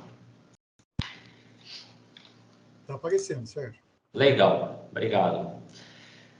Então, aqui a gente tem o portal da PUC, né, uma página reestruturada. Ela ultimamente tem ficado bem bonita, né, no quesito visual. Temos aqui na aba pesquisa biblioteca, e aqui a gente também reestruturou toda a nossa página dentro do portal. Então, aqui a gente tem os produtos, serviços, as capacitações, um pouquinho sobre o sistema de bibliotecas, e o foco hoje é o repositório institucional. Ok? Repositório institucional, então está aqui. Eu acho que vale contextualizar que a gente já tinha o TED, toda a produção das dissertações e teses já estavam no TED, né? E aí, quando a gente iniciou no repositório, a gente começou com os trabalhos de conclusão de curso da graduação, os TCCs. E depois a gente conseguiu, por meio aí do NTIC, Departamento de de tecnologia, ampliar o espaço, e eles nos apoiaram na migração do TED para o repositório. Então, hoje a gente tem toda a produção acadêmica sendo já direcionada para o repositório. Para vocês entenderem aqui, ó, os 5 centros que eu comentei, né? A gente tem as 3 bibliotecas que atendem essas áreas, são 2 campos, né? A gente tem 2 bibliotecas no campus 1 e uma no campus 2. O campus 2 ela é específica para a saúde, ciências da vida.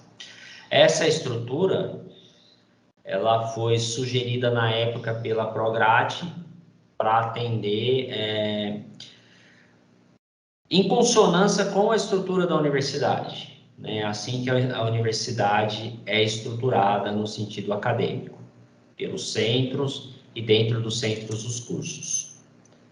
Então, a gente tem os centros e os cursos. Então, a gente atendeu essa solicitação. A gente também, produção técnica, a gente tem o espaço, temos 2 trabalhos para efeito de teste, que já são trabalhos do próprio SBI. Agora, a gente segue em conversa com os departamentos para eles entenderem essa possibilidade e a gente começar a trazer também os trabalhos técnicos de outros departamentos, toda a produção técnica. Aqui só entrando em um trabalho para vocês olharem o cuidado, né? Eu vi que a professora Bianca comentou a questão, respondeu uma questão sobre a Lei Geral de Proteção de Dados, que no meio do caminho a gente teve essa preocupação, porque hoje a universidade também passa por essa adequação, né? Está bem avançado dentro da universidade, essa adequação com essa nova lei, Lei Geral de Proteção de Dados. Então, a gente tem esse cuidado no metadados, foi tida essa atenção. A gente tem a questão do que é acesso aberto, a gente faz o gerenciamento de acordo com a possibilidade do aluno.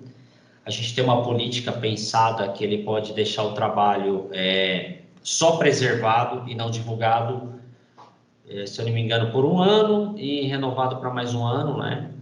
Depois ele vai para o acesso aberto, isso está no nosso regimento. Seguindo aqui, todo o trabalho de metadados, que foi feito a catalogação, né, no Dublin Core. Então, a lateral, que já é próprio da ferramenta, uma navegação intuitiva, um menu todo estruturado, intuitivo para filtros e direcionamentos específicos.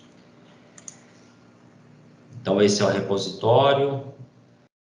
Esse é um trabalho que está já sendo direcionado para a área técnica, né? A área técnica, até pouco tempo, a gente era focado em trabalhos físicos. Hoje a gente entra com esse tipo de material, de acesso aberto, revistas de acesso aberto, é um trabalho específico feito pelo SBI, né, em consonância com os eixos da universidade.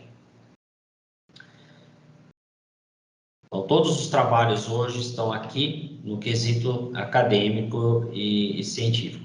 Agora, como a gente estava conversando ali com a professora Bianca, segue os próximos desafios, né, que é as questões futuras, que é pensar o autoarquivamento. A gente já tem um sistema implementado pela Pró-Reitoria de Pesquisa, é um sistema que o aluno faz até a secretaria. Então, a gente precisa entender essa sistemática de submissão e alinhar o autoarquivamento, pensar e fazer os alinhamentos, e para que isso seja mais autônomo e o processo seja mais fluido, né? Tanto na Pró-Reitoria de Graduação como de pesquisa. Os trabalhos de TCC da PUC Campinas hoje só chega em formato digital, não temos mais o impresso. Uma outra questão que a gente vai avançar é a inclusão da produção científica, que também é interessante, todo o material, né? A inclusão da produção cultural e a inclusão do ORCID também. Então, só assim, é um mundo de possibilidades, como falado pela professora Bianca. Aqui tem várias possibilidades, possibilidade de gestão, de otimização. Agora a gente segue com as negociações, né, com os outros departamentos. Então, em relação ao repositório, é isso.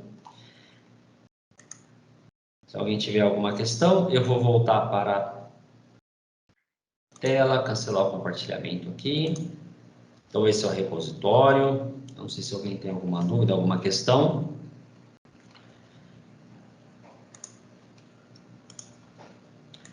Não, né? Não sei se... Eu não estou acompanhando o chatzinho, vamos ver aqui como que tá. Sim, tem uma questão. É da Lilian. Ah, ali, nesse repositório tem algum... Sim. Nesse repositório, tem algum campo que coloca a data e libera automático o trabalho que ficou em tempo com acesso fechado? Sim, tem sim. Quando ele é feito a indexação, você prevê uma data para ser liberado o trabalho. Respondi?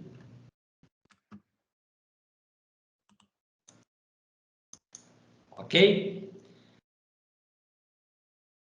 Mais alguma consideração, algum ponto? Então, assim, é um sistema de... Sérgio. Sim, que legal, obrigado. É um sistema de gerenciamento, ele é uma ferramenta potente, e como ficou claro em várias falas da professora ali, com o professor César, que a gente agora tem que avançar, né? O lançamento foi, e o passo a seguir agora eu lembro uma das últimas falas da professora, o repositório tem que ser vivo, e eu vou guardar isso porque isso é importante para a gente, né? Para a continuidade do projeto e o sucesso do repositório na instituição. Sérgio, Oi. tem mais uma pergunta. É da Thalita. SBI, qual foi a recepção dos pesquisadores quanto à iniciativa do repositório e há uma política de povoamento adotada? Então, a recepção foi positiva. O repositório já faz... Há tempo já que a gente ia para as reuniões, eles falavam de repositório. Muitas vezes sem saber muito bem o que era, mas o repositório ele já é pauta das discussões, né, do corpo docente. E a política de povoamento, a gente vai...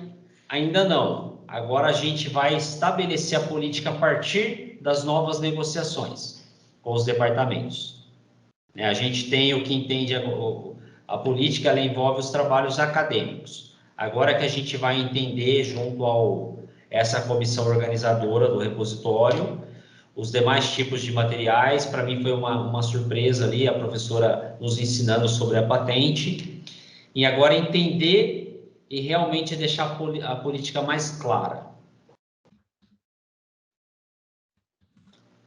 Ok?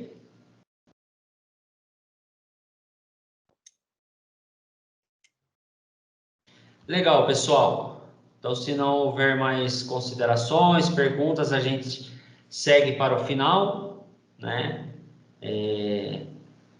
Tudo certo, Miriam? Podemos seguir? César, pode falar.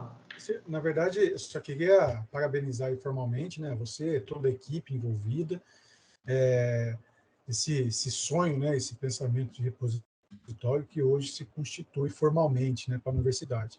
É um trabalhão, a gente sabe muito bem, tem muito mais trabalho pela frente, mas tenho certeza que galgaremos aí êxito dia após dia. Então, parabéns a você e a todos, né, todos que estão envolvidos direta ou indiretamente com esse sonho da universidade. Obrigado, César. E você faz parte desse processo, né? Está aí com a gente, continua com a gente, sempre nos orientando, dando os direcionamentos. Muito obrigado.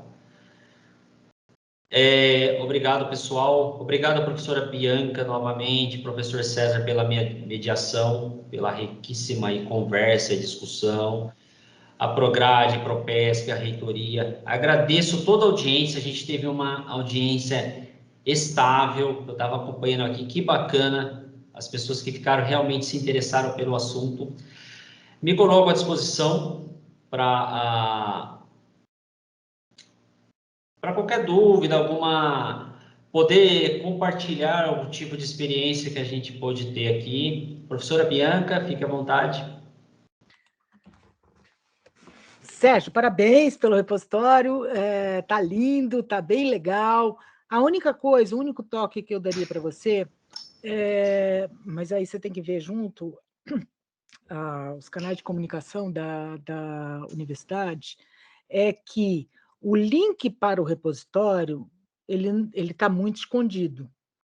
Ele tem que estar na página inicial da universidade, do tipo, acesse aqui o repositório institucional, tá? Porque tem que entrar no CIB, depois entrar em serviços para achar o repositório? Não. Ele tem que estar na página inicial, tá? Esse é o único toque, porque o resto tá sensacional, tá bom? Não, tá.